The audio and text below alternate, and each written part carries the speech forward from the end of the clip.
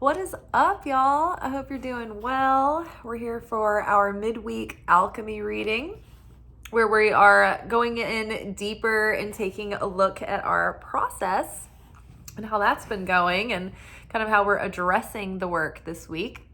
And so out of our unknown alchemy deck, we've got Luna, or the moon, followed by antimony, followed by Chiron. I love this. This is like, ow, ow, ow, ow, ow, ow. And I love that this wolf is like looking through this like sliver, this like rip in space-time, this portal here is what I see. I think that's very interesting. Oh! Underneath Luna, moon, we've got King of Wands. How many people's dogs started howling when I did that? Women who run with wolves. Actually, it's feminine King of Wands underneath moon. We have antimony, clarified by the Hierophant. I've never read Women Who Run with Wolves. I just always was one. And it seems like it would be a good book. Chiron is clarified by me throwing everything down. By Four of Wands. Dee-dee-dee. All right, so I really love our message, as I do every day, but it bears repeating that it's in perfect continuity with the significance of the holidays right now. So this morning I was watching a video of Rav Michael Berg, the head teacher at the Kabbalah Center. And he was discussing the significance of, this time of year and the connections between Hanukkah and Christmas and New Year and solstice and all of it. It's all interconnected. And, on a metaphysical level, on a physical level, on a literal level, it's all telling the same story. It's so interesting.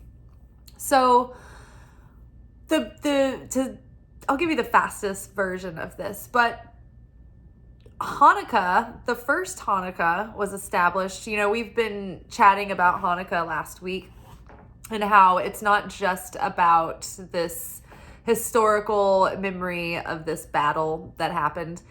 It was originated all the way back in the time of Adam during the first earliest days in the garden. And this is what opened up the energy portals and the gates that are open every year during that time that we connect to. The open gates are what made way for the miracle to occur during what we call now Hanukkah. All of the instances that happened around that event happened because of the energy available.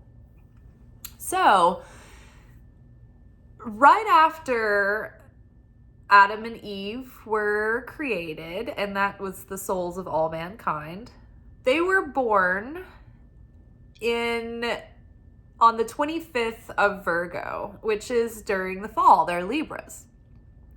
So shortly thereafter that, there's the fall equinox.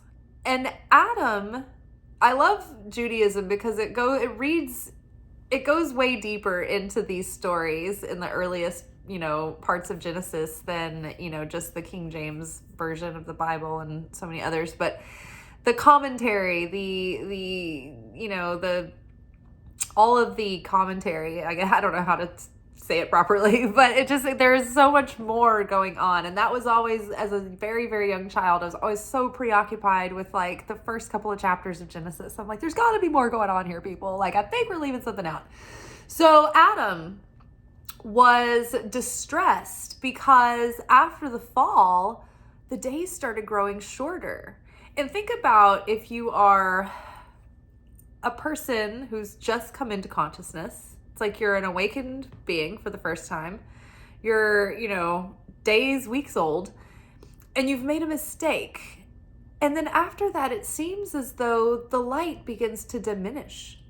And Adam was carrying the weight of feeling like the fall, the mistake in the garden, not only, made for the, leaving of the garden and the physicality and the eventual forgetfulness of the connection to the creator, right? When our ego started taking over and the personality started taking over, we started losing that direct connection to the light. So Adam in his infancy, was seeing that the days were growing shorter and shorter every day.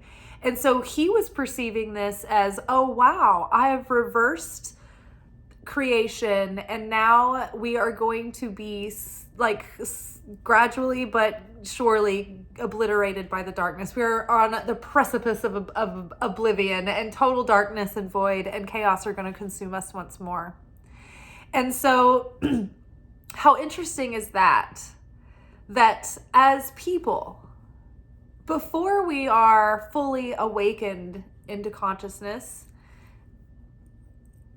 we are so afraid and we're so bogged down by our shame. This is what separates us from the light, because we think that our mistakes are going to result in absolute darkness, that it's like the only, destination that's waiting on us is absolute oblivion, right? Oh, everything is as dark as it can be. Like everything is getting worse and worse. I've lost all hope. I see nothing but darkness in front of me.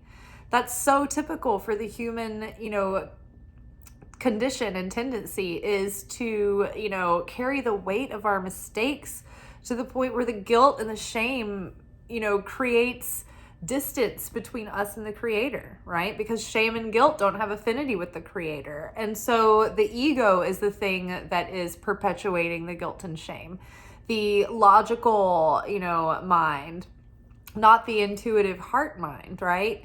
And so that's what eventually separated us. Well, Adam was so distressed that he was the cause of darkness in the world that he fasted for 8 days in hopes to bring the light back and to reverse his mistake. And so those 8 days led up to the solstice. Now, in the original, or that occurred over the solstice. So after that, the light started growing again. And this all overlaps in Christmas, originally in the garden. I can't remember. I mean, this is a lecture I listened to once this morning. But it originally, the day that Adam and Eve, or that the light started growing back, it was the first half of the next 8 days is when he celebrated for 8 days. Joyously, oh, the light has returned. So this is overlapping the solstice, where it's the darkest day of the year. Then the light is starting to slowly grow back, grow. I can't find my words. I had a migraine a couple of days ago, and I've been nonverbal ever since. So the light is growing from here on for the rest of the year. So think about this as during this darkest times of Hanukkah, this is when we look and search our own darkness and self-sacrifice in order to connect with the light and activate the light of miracles by our self-sacrifice. We mirror this thing that Adam did, and Adam started doing that every year afterwards. So he saw the light returning, and he realized, oh, okay, this isn't me. This wasn't my curse. This is just the natural cycle of things. However, he observed that and started observing that festival every year, where he would do the 8 days of self-sacrifice leading up until the 8 days of the celebration of the returning of the light. The light is reborn on the 25th of I can't recall. I can't say for sure, but the 25th, which ends up being Christmas, which is the birth of the Christ, the coming of the light. So it's like the 8 days preceding are to prepare the world, us, the vessel, for the coming of the light, for the birth of the Christ in the world. And on a metaphysical level, it's like we prepare our vessel in the darkest days of the year to ready our mind, our perception, our consciousness, our hearts to welcome the birth of the Christ, the Christ consciousness within us, the Christ within our heart that is going to radiate that light into the world. In the literal sense, Christ was born, during that time, and is the physical manifestation of the light of the Creator, right? So we've got the sun coming back in the astrological sense, or the astronomical sense, like the sun, the light of the science sun. And then we have the light in the form of a human sun coming in. And then we have the light in the form of consciousness coming in within the spirit that is coming into to basically awaken the miracles of connecting more fully with our higher selves. So this message is reflected in this message today, because the moon, and also during this time we can more fully connect with with communication from the divine. And it's very, like they say that if you go 7 days without having a message from God, like through a dream or through your intuition, that you're kind of off path. So at this time of year, it's a good time to reset your intention and reset your appreciation and awareness for paying attention to communication from the Creator, which is always coming through. It's just whether or not we can connect with it and discern it. So that's a practice. So the moon card here is highlighting that intuition, that hidden, that unknown on many layers. So the moon is associated with the sacral chakra. The sacral chakra is also associated with the astral realms. The moon is associated with the astral realms. The astral realms are the realm where dreams occur, like your nightly dreams, your imagination. It's the realm of creativity.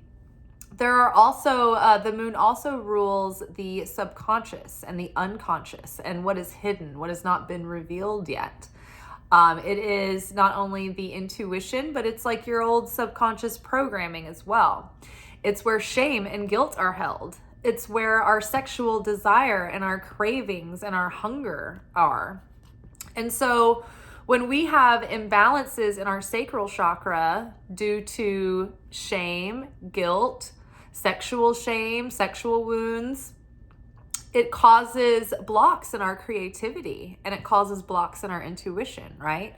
So as we heal these things, as we allow them to dissolve, as we connect with the Creator to help face those patterns, right? Those things that we're unconscious to, we light up our darkness and we begin to have victory over this, and we begin to reveal sparks of light, which is the miracle sauce. It's that sparks of light of the Creator that are dwelling within all of us that is our life force. This is like what animates us and brings us to life. So basically, this is dimmed over time by shells of negativity called klipat. And this is through our conditioning. These are through our fears,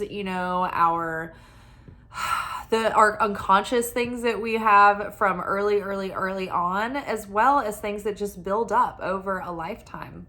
But this is our negativity. This is fears, judgment, negative perception, insecurities, blame, grudge, bitterness, like you name it, right? That's going to build up those shells. And so every time we become more aware of our patterns and we break those, or we break those shells of negativity in our ego and we choose differently and we start to rewrite new patterns, We break those shells open, and then the light of the Creator can radiate forth from us, more unencumbered, which raises our magnetism, which puts us more in alignment with our authentic self. And then we start getting in that cosmic flow of the miracle zone, right? Because that's where we're vibrating at that level at that point.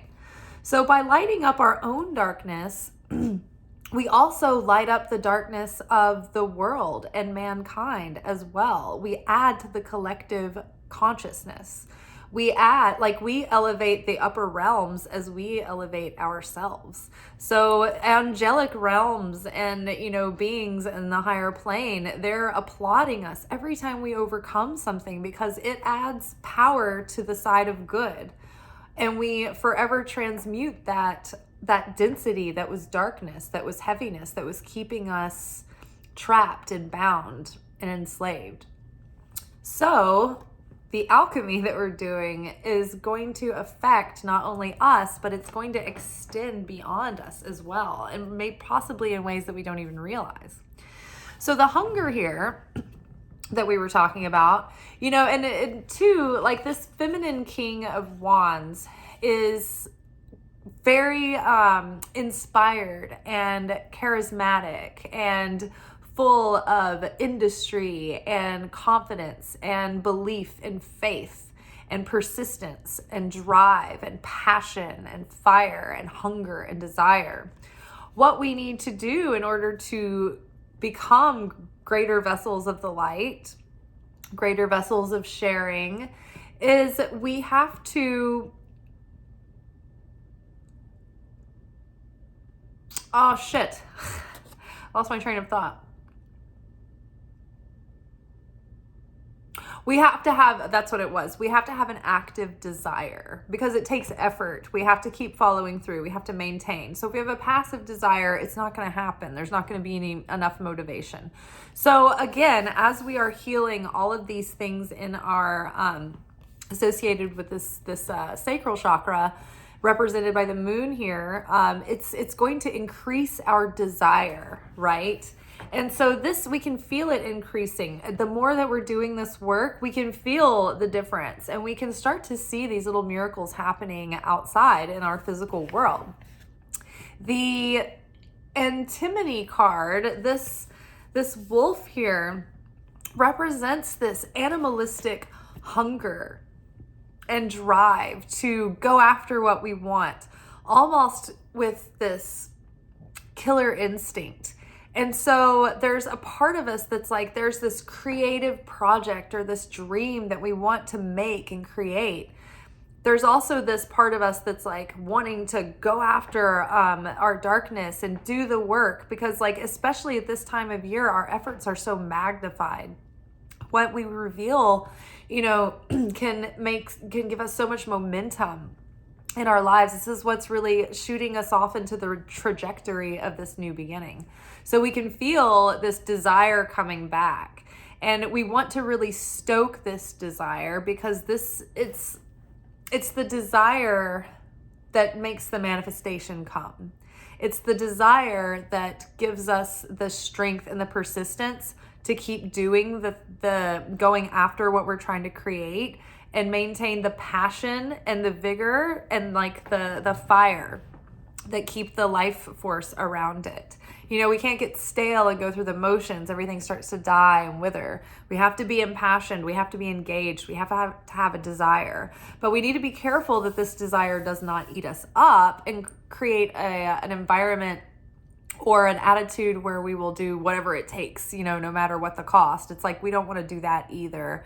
But we don't want to be that driven, because we don't want to be in effect consciousness. We want to be in cause consciousness, right? So, and we're also not ignoring this call to transform and change and create, because it's also like creating this thing inside of us that's eating us up. It's like that which you do not bring forth from within you will destroy you, kind of thing. So this antsiness, this desire, this animalistic hunger is actually a good thing that we need to foster, because it's going to help us really establish what we're trying to create. But we don't need to go so off the rails that we are going against like our beliefs or our integrity or what we know to be right or in like prudent virtuousness. Because the Hierophant is traditions, doing things by the book, well-established organizations. This is usually represented by the Pope or the church, right? So again, this can mean that something is becoming solid and it's going to have like long lasting staying power. It's going to have like an authoritative weight to it. And it's going to create unity. This is another thing. It's like this can be educational, like schools or universities or, you know, schools of thought, things that bring you into a unified group working together. So again, one of the things that we want to foster during this season to spread more light is we want to be connecting with the Creator to receive messages and divine guidance. And we want to be doing the work within to overcome our own darkness, to reveal light within ourselves and within the world. But we also want to be turning bitterness into sweetness and doing that alchemy, which is interesting, which is represented here by Chiron and the Four of Wands. Chiron is the wounded healer. This is the abandoned son of Saturn. This, like Chiron, the irony of Chiron was that it was the wounds of Chiron that made him a compassionate and understanding healer and teacher. So think about, you know, as we have been tweaking our perspective to really embrace the process this week, and over the last couple of weeks of really doing the deep diving and the deep inner work to seek out our darkness enthusiastically so we can transform it, so we can look to the things that we need to heal. You know, we've been talking about the 3 questions workshops, and, you know, I'm not going to go into that again. You can watch last night's video. I break it down in last night's video. But, you know, these are active ways that we're seeking out our darkness in order to heal that, in order to change that, in order not only to change our own pain, to transmute our own pain, but to transmute what we are perpetuating out into the world. So we are embracing forgiveness so that we can let go of resentment and bitterness, so that we can bring forward more fulfillment, more sweetness, more happiness, more harmony, more celebration. This Four of Wands card represents a time of prosperity, of things being fulfilling and happy and harmonious and things going well. This can be the marriage card. So, you know, it can mean happy relationships that go deeper, right? That become more officialized. And then, you know, just generally speaking, we've got the Hierophant here next to the Four of Wands. So, you know, maybe things that are bringing you a lot of joy, maybe your dreams are getting into that next stage. Maybe your relationships are improving. Maybe they're, you know, finding their next level as well. Let's see. I think there was more to say.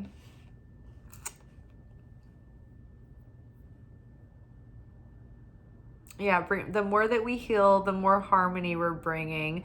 And then also to the layer of, you know, the effect of this is that as we address these inner challenges, our inner darkness, not only does it up-level us in our consciousness and on an emotional level and on a mental level where we can have more fulfillment and more stability there, but it's also showing and bearing fruit in our outer world as well. And it's coming through in opportunities and in windfalls and, you know, in great experiences and, you know, meetings of, you know, new kindred spirits or collaborators.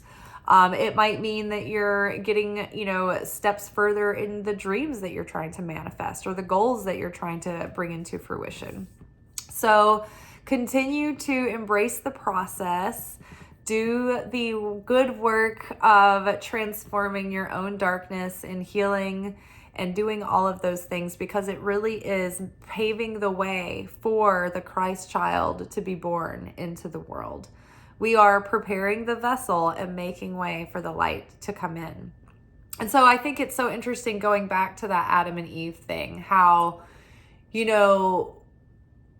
it's like when we are born as newborns, we have this wisdom, this simplicity, and this completely open connection to source. We remember who we are and where we came from. You can see it on a baby's face. That's why they have that soft spot. Their crown is still open. In the beginning, shortly thereafter the fall, Adam and Eve, they could still remember the divine, being fully connected, being directly connected face to face with the Creator, with that feeling of being whole and one with divinity. They could remember it, but it faded over time. As we became more reliant on our logical ego consciousness, a veil was drawn and we forgot our trusting illogical intuition that didn't need the logic. It was not that logic is bad, but it transcends it. And so it's so interesting how we were born, we remember, we slowly forget, we fall. And then it's in our absolute darkness at our bottom that we are reborn, reawakened, and the light starts to return again.